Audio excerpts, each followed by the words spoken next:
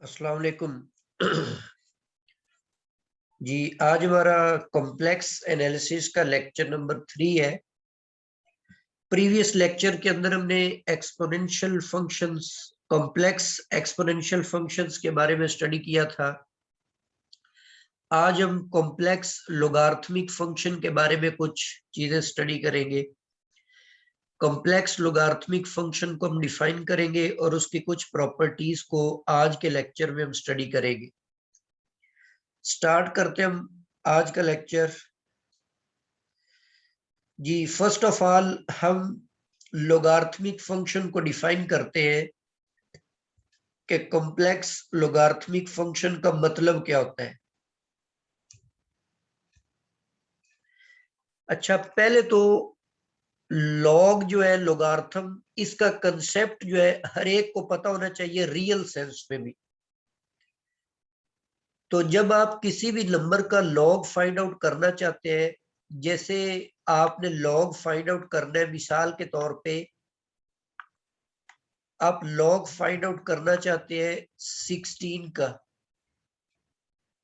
ठीक है। 16 का आपने लॉग फाइंड आउट करना है और आपको कहा जाता है कि इसका लॉग आप फाइंड आउट करें 4 बेस के साथ।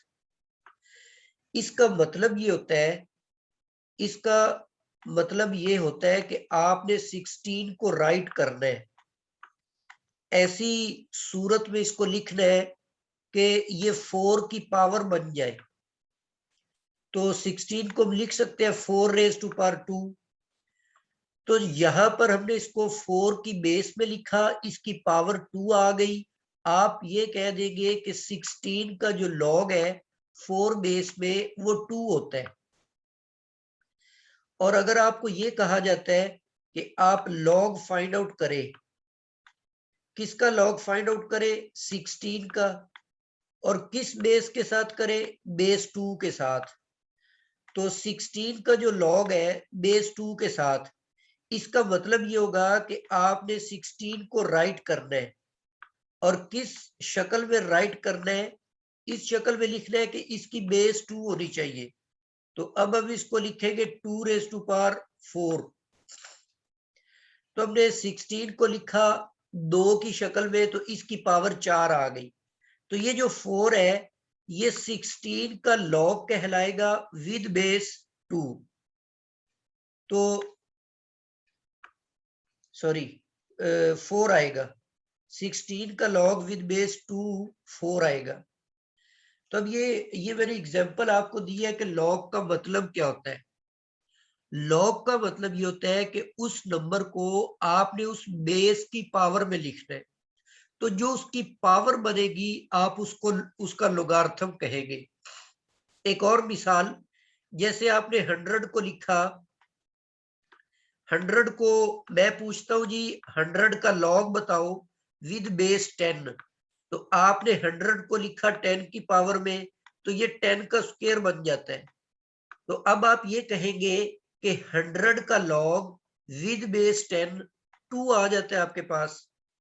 मतलब इसको नोटेशनली यू लिखेंगे कि लॉग आपने लिखा है, किसका लॉग लिखा है? 100 का। और बेस उसकी कितनी है? बेस उसकी है 10। और कितना निकला है? ये 2 निकल आया। तो आई थिंक आपको लॉग का कॉन्सेप्ट क्लियर हो गया होगा कि लॉग का मतलब क्या होता है। लॉग का मतलब बेसिकली ये होता है कि आपने उसको किसी बेस की पावर में राइट करना है। तो जो उसकी पावर बनेगी उस बेस के साथ उसका लॉग कहलाएगा। ये तो हो गया लॉग का कॉन्सेप्ट।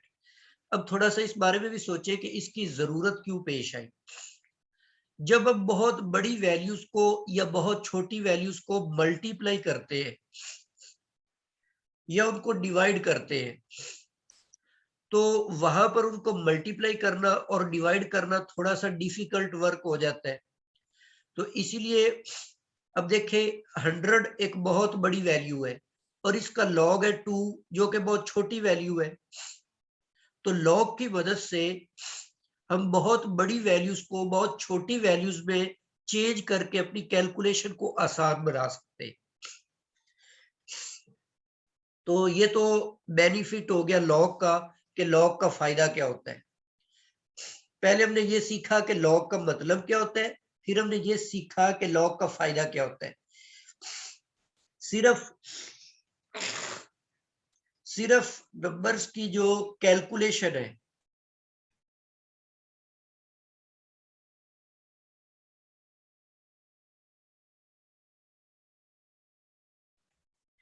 जो नंबर्स की सिर्फ कैलकुलेशन है, लॉग लाजमी नहीं सिर्फ उसी में इस्तेमाल हो। डेरिवेटिव्स को आपने एफएससी लेवल पर किया था, वहां पर डेरिवेटिव्स जो होते हैं फंक्शंस के, उनको भी सिंप्लीफाई करने के लिए आप लॉग का इस्तेमाल करके उनको मल्टीप्लिकेशन से सम की सूरत में लिख लेते थे, तो फिर उनके लॉग मालूम करना आसान हो जाता है। तो लोगार्थम का ये लॉग का फायदा ये होता है कि ये हमारी कैलकुलेशन जो है, चाहे वो नंबर्स की मल्टीप्लिकेशन या डिवीजन हो, या अलजेब्रिक एक्सप्रेशंस की मल्टीप्लिकेशन और डिवीजन हो, ये उसमें आसानी पैदा कर देता है, ये इसका हमें बेनिफिट मिलता है जी। रियल सेंस में जो लॉग होता है, ये तो आपको पता लग गया कि हम इसको किस बेस में लिखते हैं। अब नेगेटिव नंबर का लॉग आप मालूम नहीं कर सकते रियल सेंस में, उसकी वजह, मिसाल के तौर पे मैं आपको कहता हूं ये -10 है, इसका लॉग निकाले 10 की बेस में। अब -10 को कभी भी आप 10 की बेस में नहीं लिख सकते, ठीक है ना। ये कोई भी आपसे सवाल पूछ सकता है कि नेगेटिव नंबर का लॉग क्यों नहीं एग्जिस्ट करता, तो वहां पर आप ये कंसेप्ट देंगे कि -10 को कभी भी हम 10 की बेस में राइट नहीं कर सकते, इसीलिए नेगेटिव वैल्यूज जो होती है उनका लॉग एग्जिस्ट नहीं करता। इसी तरह जो जीरो होता है, जीरो का लॉग भी एग्जिस्ट नहीं करता, क्योंकि जीरो को भी हम किसी भी बेस की सूरत में उसकी पावर में नहीं राइट कर सकते। तो नेगेटिव और जीरो, इनके रियल सेंस में इनके लॉग एग्जिस्ट नहीं करते। जितने भी नॉन नॉन नेगेटिव और नॉन जीरो होते हैं, मतलब पॉजिटिव नंबर, रियल सेंस में सिर्फ पॉजिटिव नंबर्स के लॉग एग्जिस्ट करते हैं। अब हम डिफाइन करते हैं कॉम्प्लेक्स लोगार्थम को, और उसमें भी देखेंगे कि जो रियल लॉग की प्रॉपर्टीज होती है वो यहाँ पर फुलफिल होती है या नहीं होती। तो चलते इसको डिफाइन करते हैं जी। फर्स्ट ऑफ ऑल आपके पास जी हमने सपोज कर लिया है कि एक कॉम्प्लेक्स नंबर है, और फिर हमने कंडीशन लगाई कि ये नॉन जीरो है। इसका मतलब है कॉम्प्लेक्स नंबर के अंदर भी जीरो का लॉग डिफाइन नहीं होता। If w is a complex number such that e raised to power w is equal to z, यहां पर यही डेफिनेशन, ये जो मैंने ऊपर आपको मिसालें दी है, कि मैंने कहा कि ये जो पावर है ना 2, ये 216 का लॉग है 4 बेस के साथ। अब बिल्कुल हम यही कह रहे हैं कि ये जो W है ये लॉग है, किसका लॉग है, Z का, किस बेस के साथ, E बेस के साथ। और जो E बेस के साथ लॉग होते हैं उसको हम नेचुरल लॉग कहते हैं। तो e raised to power w is equal to z है, then w is called natural logarithm of z and is written as w is equal to natural log z। अब ये जो नंबर z है, इसको अगर हम पोलर फॉर्म में लिखते हैं तो r e raised to power iota theta, ये हम ऑलरेडी सीख चुके हैं।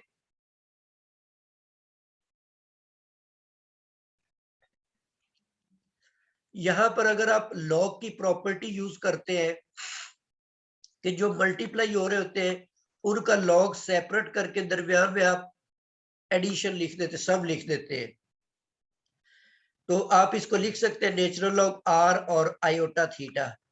ये जो ई है ये नेचुरल लॉग और ई कैंसल आउट हो जाएंगे क्योंकि ये एक दूसरे का इनवर्स होते हैं, तो आयोटा थीटा बच जाएगा। मजीद आर जो होता है ये बेसिकली जी का मॉडुलस होता है, और थीटा को हम कहते हैं ये जी का आर्गुमेंट है। तो इसका मतलब नेचुरल लॉग को आप यूं भी डिफाइन कर सकते हैं कि natural log z is equal to, अब यहाँ पर z मॉडुलस एक रियल नंबर है, तो यहाँ पर ये एक रियल नंबर का नेचुरल लॉग आएगा, साथ में आयोटा आर्गुमेंट z भी आ जाएगा। तो इसको हम कॉम्प्लेक्स लोगार्थम का नाम देते हैं। नीचे मैंने ये नोट लिखा हुआ है कि z is equal to 0 has no complex logarithm। अब रियल की सेंस में मैंने आपको बताया कि लोगार्थम जो होते हैं वो पॉजिटिव नंबर के एग्जिस्ट करते हैं, लेकिन यहां पर ये बात वाजे हो गई कि ये सिर्फ जीरो का लॉग एग्जिस्ट नहीं करता कॉम्प्लेक्स की सेंस में, जो नेगेटिव होते हैं और पॉजिटिव उन दोनों का लॉग एग्जिस्ट करेगा कॉम्प्लेक्स एनालिसिस के अंदर। जी नेक्स्ट हम डिफाइन करते हैं complex function, principal complex logarithmic function. थोड़ा सा हम पिछली स्लाइड पे जाते हैं। यहां पर ये मैंने आर्गुमेंट लिखा हुआ है, ठीक है। और आर्गुमेंट आपको याद होगा, एक होता है आर्गुमेंट, एक होता है प्रिंसिपल आर्गुमेंट। प्रिंसिपल आर्गुमेंट को डिफाइन करने के लिए आप एक ब्रांच कट बनाते थे और उस पर प्रिंसिपल आर्गुमेंट के लिए मिसाल के तौर पे आप एंगल डिफाइन करते थे यहां से यहां तक, मतलब 0 से पाई तक, और क्लॉकवाइज सेंस में 0 से -पाई तक। तो उसको हम प्रिंसिपल आर्गुमेंट का नाम देते थे। अब यहां पर इस डेफिनेशन के अंदर अगर आप आर्गुमेंट को बदल देते हैं प्रिंसिपल आर्गुमेंट के साथ, तो फिर वो प्रिंसिपल कॉम्प्लेक्स लोगार्थमिक फंक्शन कहलाएगा। मतलब यहां पर जो आर्गुमेंट था उसकी जगह मैंने प्रिंसिपल आर्गुमेंट लिख दिया, तो अब ये लॉग बनेगा। इसको हम कैपिटल एल से डिनोट करते हैं और जनरली जो लोगार्थमिक फंक्शन उसको स्मॉल एल से डिनोट करते हैं। तो ये ln of z is equal to natural log z आएगा और यहां पर हम प्रिंसिपल आर्गुमेंट लिखेंगे। जैसे एक मिसाल दी हुई है कि compute the principal value of the complex logarithm for z is equal to iota. तो जो ऊपर डेफिनेशन दी हुई है z को रिप्लेस कर दे आयोटा के साथ, और यहां पर भी z की जगह हमने आयोटा पुट कर दिया। अब सबसे पहले इस आयोटा की मॉडुलस वैल्यू निकालनी है। इस आयोटा को आप स्टैंडर्ड फॉर्म में लिखे तो इसको यू राइट कर सकते हैं 0 प्लस आयोटा। तो इसका रियल पार्ट 0 है, इमेजिनरी पार्ट 1 है। तो मॉडुलस का फार्मूला ये होता है रियल पार्ट का स्क्वायर और इमेजिनरी पार्ट का स्क्वायर। और दूसरी तरफ आर्गुमेंट है, आर्गुमेंट का फार्मूला होता है tangent inverse, real part imaginary part ऊपर और रियल पार्ट नीचे रखते हैं। अब यहाँ पर 0 का स्क्वायर तो 0 होगा और 1 का स्क्वायर 1 होता है, तो ये नेचुरल लॉग 1 आ जाएगा।